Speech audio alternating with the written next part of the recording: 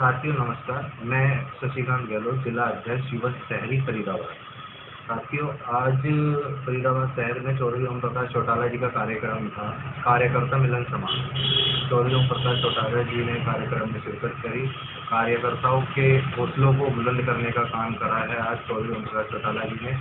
और हम लोगों को यह आश्वासन दिलाया है कि इनेलो पार्टी का कोई भी कार्यकर्ता अगर किसी से वादा करता है तो उस वादे पे खरे उतरेंगे और उस वादे को निभाने का पूरा काम करेंगे। अगर 2024 में हमारी सरकार इनेलो बनती है तो उस वादे को पूरा किया जाएगा। ज़्यादा से ज़्यादा लोग इनेलो पार्टी से जुड़े और अपना सहयोग इनेलो पार्टी को हरियाणा और राज्य में लाने का काम करें।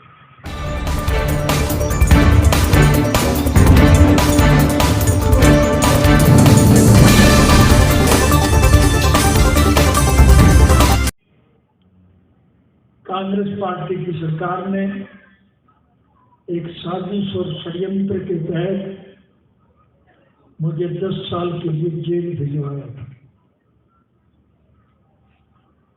और मेरे जेल जाने के बाद एक दुष्प्रचार फैलाया कि अब चौटाला तो जेल में मरेगा और इंडियन नेशनल लोकदल पार्टी समाप्त हो जाएगी। लेकिन आप बधाई के पात्र हैं कि मेरी गैर हाजिरी में आपने संगठन को पहले के मुकाबले में ज्यादा नुकसान। जात बड़ी नहीं होती, जमात बड़ी होती। मेरे कहने की आवश्यकता नहीं, आपके मेहनत और प्रयासों से आज इंडियन नेशनल लोकदल पार्टी पूरे राष्ट्र के स्तर पर सबसे ज्यादा मजबूत दल है। और ये बात मैं नहीं कह रहा, बल्कि विरोध पक्ष के अग्रणी नेता भी इस बात की सराहना करते हैं कि संगठनात्मक दृष्टि से इंडियन नेशनल लोकदल पार्टी का कोई मुकाबला नहीं। आपने संगठन को मजबूत किया। आपसे फिर एक उम्मीद रखता हूं कि संगठन को और ज्यादा मजबूत बनाए। आज समूचे राष्ट्र की निगाह केवल मात्र आप पर टिकी हुई है कि स्वर्गीय चौधरी देवीलाल जी के स्वप्नों को अगर कोई साकार कर सकता है तो केवल मात्र इंडियन नेशनल लोकदल पार्टी के कार्यकर्ता है। आपसे विनम्र निवेदन करूंगा कि ज्यादा साथियों को संगठन में जोड़ने का काम करें। जो कोई रास्ता भटक गए, गुमराह हो गए, बहकाए गए, कोई स्वार्थ के वशीभूत होकर के चला गया, आज वो निराश है, हताश है और वो वापस आपके साथ शामिल होना चाहते हैं, उन्हें प्रेम प्यार से पुचकार करके पार्टी में शामिल करने का काम करें। दूसरी राजनीतिक पार्टियों के अच्छे कार्यकर्ता भी आज प्रदेश के और देश के बिगड़े हुए हालात के मद्देनजर बहुत दुखी और परेशान, वो भी आपसे जुड़ना चाहते हैं।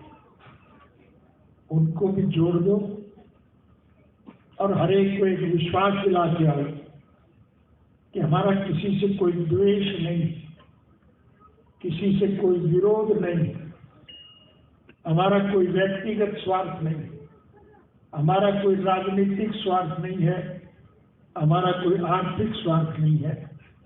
हम तो स्वर्गीय चौधरी देवीलाल सपनों को साकार करने के पक्ष पर।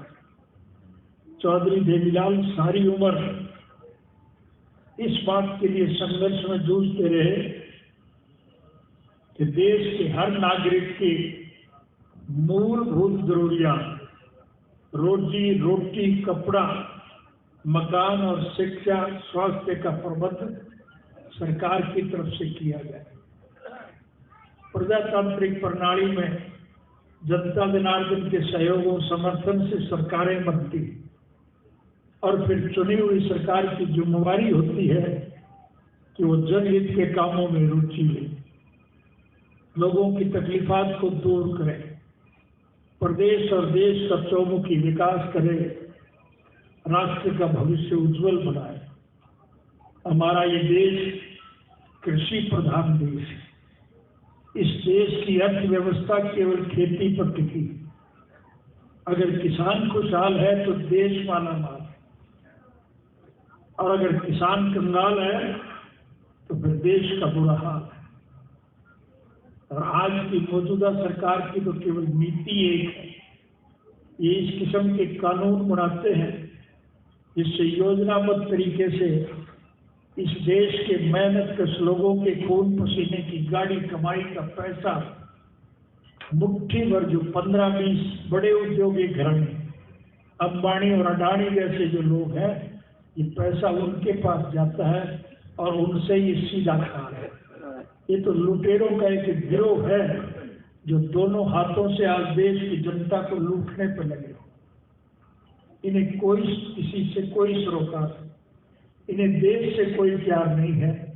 1978 में लोकसभा के चुनाव में स्वर्गीय चौधरी देवीलाल जी राजस्थान के झुंझुनू लोकसभा क्षेत्र में एक सभा में भाषण दे रहे थे। मैं भी उनके साथ था, और जब वो भ्रष्टाचार पर बोल रहे थे तब एक बुजुर्ग ने सभा में से खड़े होकर के कहा, चौधरी साहब, अब तो भ्रष्टाचार में भी भ्रष्टाचार हो रहा है। चौधरी साहब उसकी बात को समझ नहीं पाए। उन्होंने पलट करके पूछा कि कैसे? तो उस बुजुर्ग ने कहा कि पहले हम पैसा देते थे तो हमारा काम हो जाता था, अब ये पैसा भी खा जाते हैं और काम भी नहीं करते।